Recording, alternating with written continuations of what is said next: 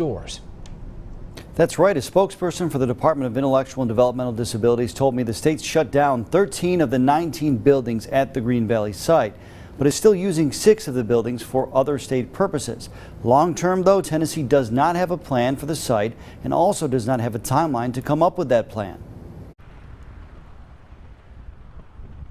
With many of the lights out and much of this 100-acre facility currently unused, the future of the former Green Valley Developmental Center remains unclear. I've heard from hundreds of people about what they would like to see done on the facility, and right now overwhelmingly Veterans Services leads the way. With existing medical facilities already here, Representative David Hawk sent this letter to Governor Bill Haslam in recent months, suggesting the state turn Green Valley into a facility for medical and mental health veteran services. We're looking at that very strongly right now. In his letter, Representative Hawk also recommended the state use the 300 acres on the backside of the property to create a military cemetery. The lawmaker says he expects the state to create a task force to come up with a long-term plan here. We've invested millions of dollars in windows and siding and roofs, heat and air on many of the facilities on campus.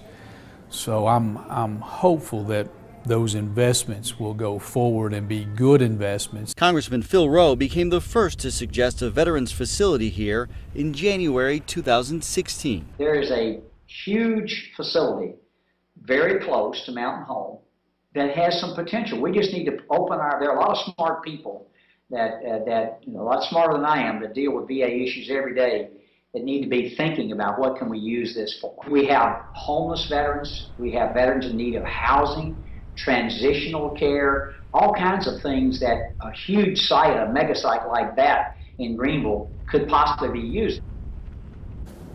Since January 2016, Congressman Rowe became the chairman of the House Veterans Affairs Committee. Today, in a statement, the chairman reaffirmed his stance, telling us he remains optimistic that Green Valley can be used to serve East Tennessee's veterans. He also said he plans on sharing the opportunity with the new VA secretary, just as he did with the former VA secretary.